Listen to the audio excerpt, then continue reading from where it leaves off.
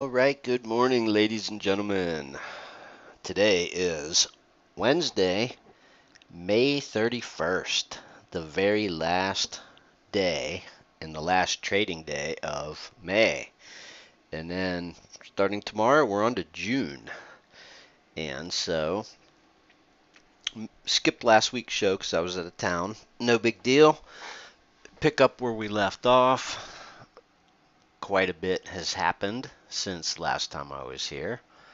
Um, There's a lot of, so many little things going on all at once. There's the debt ceiling thing. There's all this AI stuff and talk about Nvidia, which is reminiscent of something else. And, we're still in earnings season. I look over at CNBC and, there's stocks that are down huge because they missed earnings or whatever, and stocks that are up huge. And the market itself is in kind of an odd place too, which we're going to take a look at in a second, because all the different indexes are doing their own thing. They're all in their own little world. So I thought maybe today, since it is the last trading day of May, the month is going to end, and so I figured, hey, it'd be a good time to start off maybe with the monthly chart of the S&P, right? So, interesting thing about the monthly chart. At the end of the month, I love to look through the monthly charts, and sometimes I think, man, I should just focus more on like the bigger time frames, the monthlies and the weeklies. So, interestingly enough, as of this moment, day's still early, obviously, but as of this moment,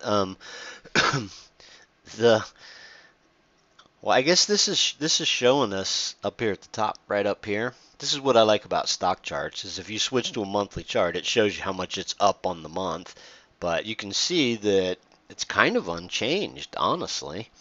It's really super close to being unchanged. That's just one day's worth of, like, if it's sold down today for whatever reason, then we could literally be at the same place we opened. And look at that. Kind of interesting. So last month's close and this month's open, we're right about the same spot, just barely above it. And let's see, I got my little handy tools here. And so if I draw a little box back, we talked about this for a while now. So the market has basically gone sort of nowhere, right? Since since the peak and that sell-off started back at the beginning of 2022. And so this particular level here, and just this whole area that we're in right now. There we go. This little area is kind of an important level, and it looks like the market is, this is kind of a constructive pattern. Actually, it's a pretty constructive pattern, because all these years I point out like how market pulls back and then it cups up.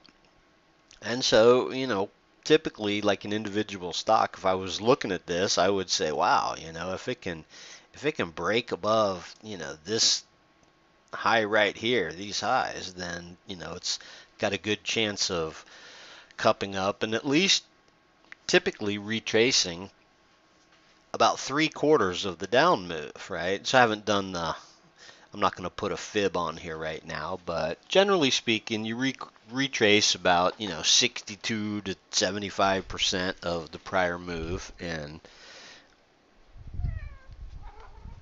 so it's kind of a constructive pattern. But with all the hoopla out there, with everything going on, and the fact that the market just seems sort of overvalued, right? Based on a lot of things. I mean, you're seeing like valuations have expanded in a lot of these companies, and this is what gets me is, a company was expected to have earnings of such and such, and and they lower the expectations, and then finally the company comes out with earnings and they beat. And I'm pretty sure that was the case with a lot of these big tech earnings, these stocks that have really been sort of driving the market. As you know, the market is, let's look at the Qs on the, as long as we're at the monthly here. So the NASDAQ obviously has been the big beneficiary of all the hype.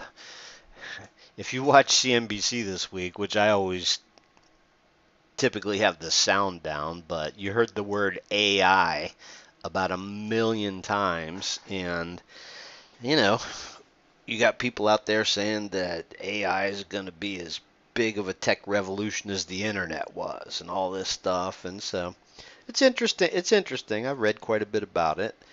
Um, Certainly, I can see where it's going to replace a lot of jobs, right? That's kind of interesting, and there's a lot of people are freaking out about the fact that AI can do their job a lot quicker and more efficiently. And then of course there's the pitfalls. You got people warning that AI is going to be the end of civilization, but all that aside, so the Nasdaq and the S&P for that matter, basically everything's being held up by just a handful of stocks.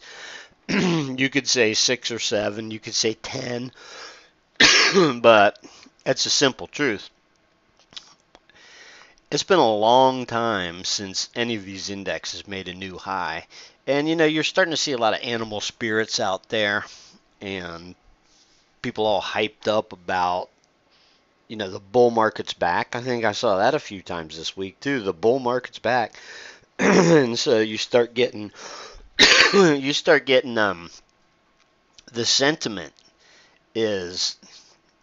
sentiment's kind of frothy, considering the fact that only a handful of stocks are holding the whole market up.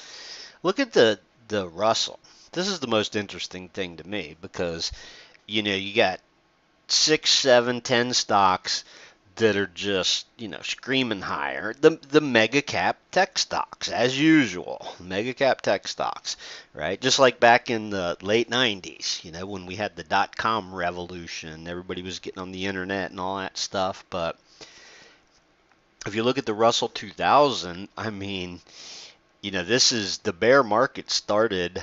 The bear market started here, January of 2022. Interesting pattern on the Russell too. I mean, this is really, really sort of an unusual pattern, but because, and at the time, we talked about this quite a bit.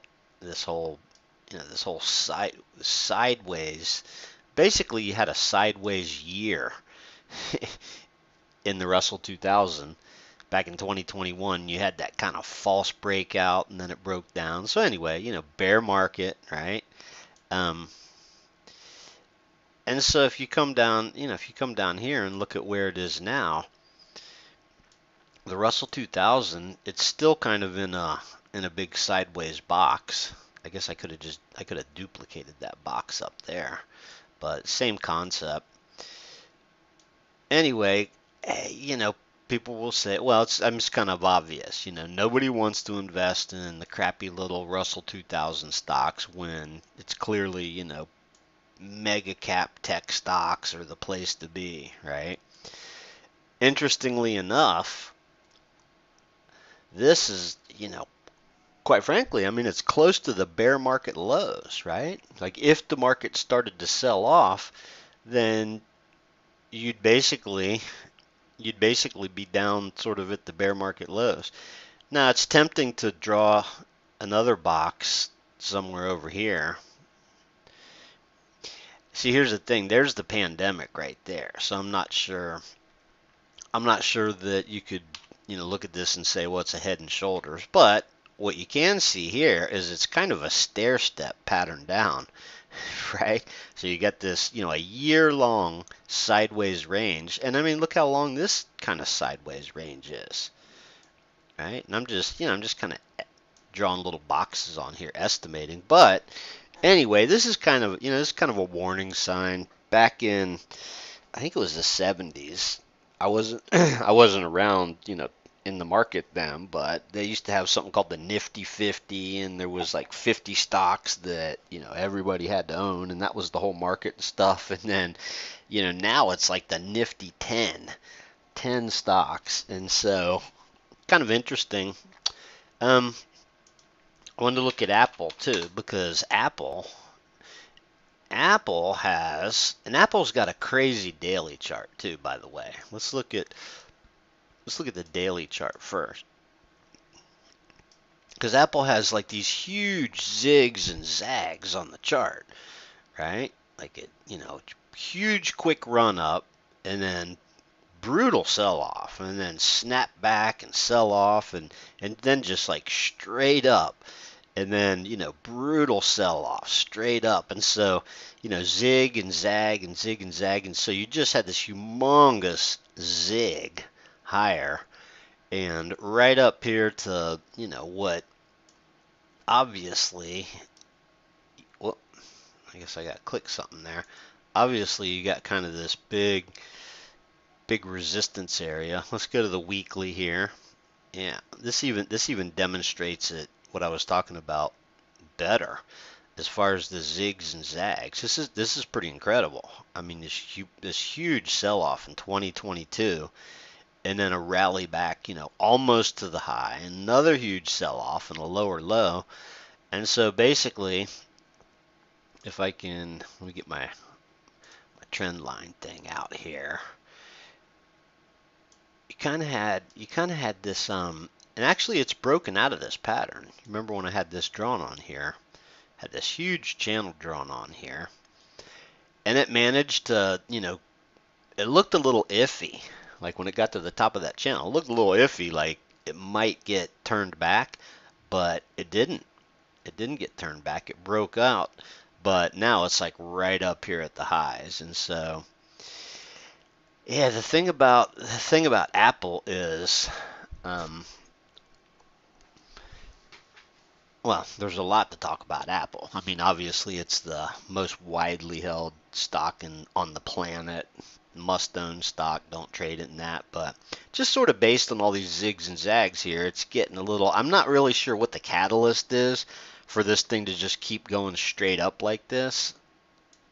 Be honest with you, not sure what the catalyst is. They're sort of surviving on, resting on their laurels, right? And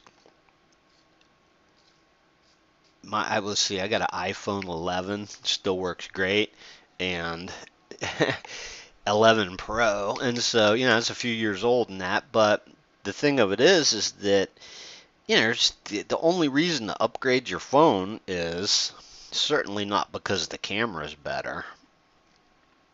And so they've kind of run, if you ask me, they've run out of ideas to improve the phones. So basically, you got sort of the replacement cycle. But I think I read somewhere today, it was Hewlett Packard came out with earnings, and PC shipments are slowing. They're kind of in the dumper, but I don't know. This makes me a little nervous. I mean, Apple's a great company. Don't get me wrong, great company, but looking at this chart here, and you can't see this down at the bottom because of the way I have my chart, but if I pull it up a little bit, you'll see that the RSI on Apple there, like where we are now, is up to about 70. And obviously it can go higher, right? You can see spots on the chart where the RSI was higher, but once the RSI, after a big long run since the beginning of the year too, and so you got the RSI up at 70 now. You've had a humongous, pretty much straight run since the beginning of this year, so 5 months, and of course there was a little pullback month here. Hang on, let me go to the monthly. See what that looks like. Oh wow, that's interesting. I guess it was an intra-month pullback, because look at this: 1, 2, 3, 4, 5 months in a row straight up. Let's see, 5 months in a row straight up. The last time, 5 months in a row, 4 months in a row. So the last two times where Apple had 5 months in a row higher, which I'm just figuring out at this moment, the following month was pretty nasty. Right? Look at that. Wow. Back in 2020. Of course, was that the pandemic? Was that the pandemic? I don't know. Anyway, that's something to keep in mind. And the old saying is, so goes Apple, so goes the market. So be a little cautious there. Yeah, the Russell 2000 just really looking rough here. Let's see what what a mess. Right? There's the 200, this blue line is the 200-day moving average. So, there's the daily chart of the Russell 2000. You got a death cross. There's like the, why does it do that? Oh, jeez. All right. Get rid of some of this stuff here. There we go. Maybe I can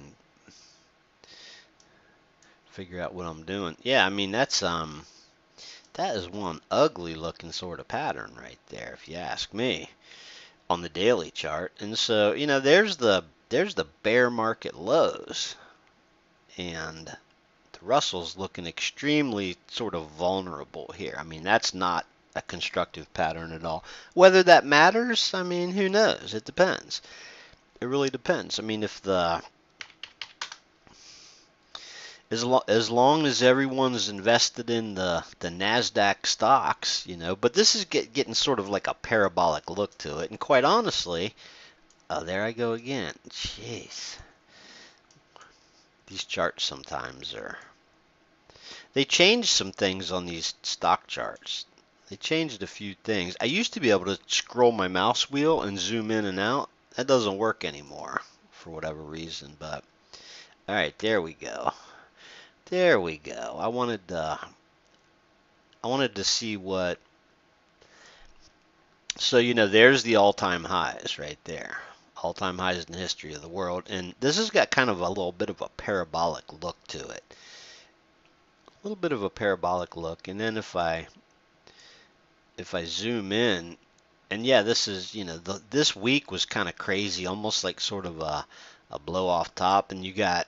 It's not confirmed yet, but this has got, on a very short term, and here's something else you can't see. Let me bring this up again. When you look at that RSI there, wowzers.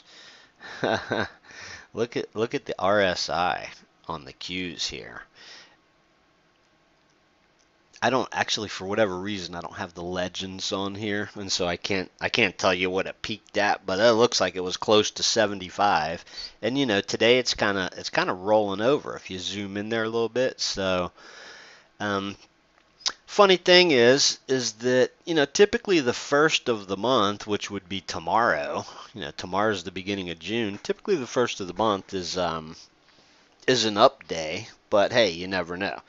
It's almost like they sort of front ran this. So I think all the hype surrounding NVIDIA this week and all the AI stuff, and literally, every time I look over at CNBC, and like I mentioned, I keep the sound off, they're talking about NVIDIA and AI.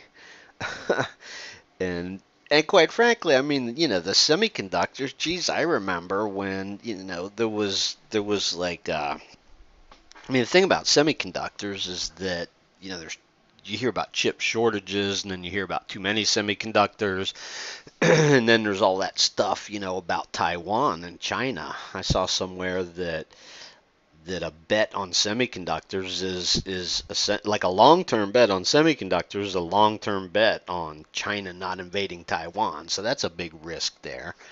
There's actually tons of risks. Valuations, there was certain valuations that seemed fairly reasonable at 0% interest rates, back when we went a long time with interest rates of practically nothing, but this big move to 5%, right? And then the Fed, the Fed's probably, probably likely to raise again in June. That's going to be really interesting to see what happens. I mean, first we get through the debt ceiling thing, right? And then, we can start, once we get past the debt ceiling, then we can start worrying about whether the Fed's going to raise rates in June, which, based on a lot of the data, I mean, it's kind of a mixed bag, but my guess is that they probably raise another quarter point. I mean, inflation, and that's the other thing is the debate on whether inflation is under control and or coming down. I mean, obviously it peaked and it's coming down, but it's stuff I buy, my cost of living keeps going up, and the problem is that the Fed, what they don't want to do is like say, well, mission accomplished. We whipped inflation, right, by raising interest rates, and then it comes back. So the one thing that inflation's got going for it is the fact that oil's come down a lot. So just recently, but hey, that's a result of draining the strategic petroleum reserve. So everything's just really sort of wacky right now, but it kind of feels like we've just had this sort of unsustainable run up in the markets. Not so much the S&P as the Nasdaq, but they share a lot of they share a lot of stocks, right? So the S&P is obviously is market cap weighted, and so these mega cap tech stocks. And the other thing is that if you zoom out to the highs and sort of take a look at this, I mean it's kind of a constructive looking pattern that, but it's mostly sideways. That's the other interesting thing is that you zoom out far enough and you look at this, and so far this year that's a pretty tight little range, even including this high right here. There's not much to that, right? And so, interestingly enough, though, the S&P has just managed to like sort of climb up the 50-day moving average. The funny thing is that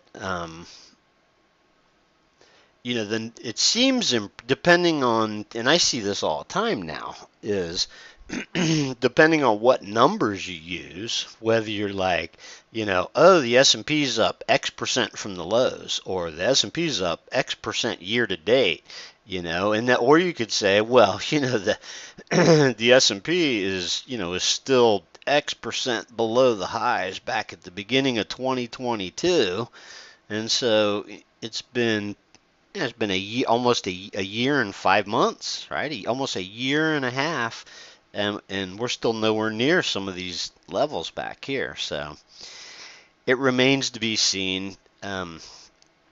There's every possibility that it sort of works its way higher, but it kind of feels like it's ready to pause here.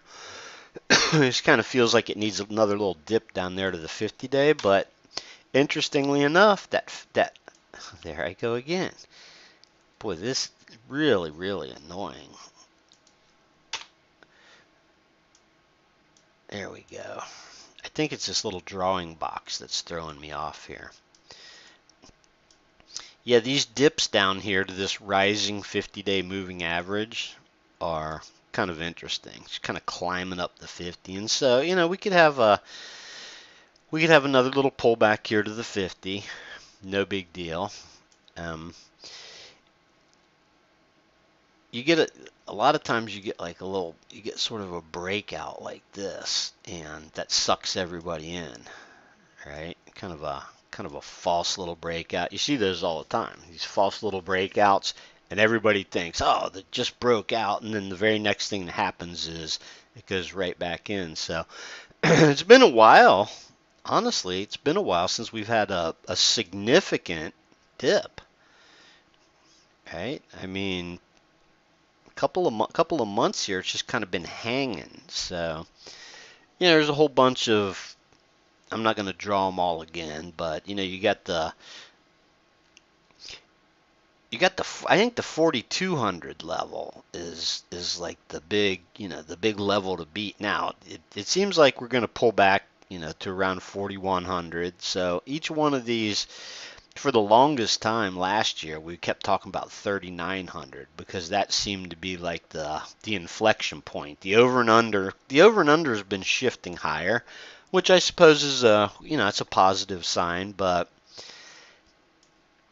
here's the other thing too that I'm thinking is, I forgot that I looked over at my other screen, forgot that I left the RSI on there. All this debt ceiling nonsense, and I'm sure you've seen the charts. I should have saved one, but all this nonsense about the debt ceiling. So the market's been, kind of hanging in there and even, holding up really well with the debt ceiling debate. And so it could theoretically and potentially turn out to be a sell the news event, right? You never know. So anyway, tons of cross currents, and we get a little sell down today, it looks like. Actually, yeah. Oh yeah, we're almost down 1%. Huh, that's interesting. So you can see the last couple little sell downs we had, kind of this pattern that's developing here is almost identical, potentially identical to this one and this one, where you just get this run up and this sell down and then, chop around sideways for a while and then run up and sell down. So yeah, you definitely yesterday, and look at yesterday's gap up too, right? It's kind of interesting pattern that this is happening so quick, but yesterday's going to turn out to be a pivot high, almost assuredly. And so, whether we sell down to the 50-day remains to be seen, whether it happens really quick like that. I think the debt ceiling is tonight. I think there's like 3 Fed speakers today, 3 or 4 Fed speakers. Then you got to vote on the debt ceiling tonight. And and the beige book is coming out today too. So yeah, I've been saying this for probably a year now. The Fed says that they're bound and determined to whip inflation, and so their plan is to raise either to where they are now or another quarter point. And so when they do finally pause, they're going to hold interest rates. I mean, unless something really breaks, they're going to hold interest rates at these high levels for the rest of the year is their intention. And they keep saying it over and over and over, and yet the market doesn't believe them.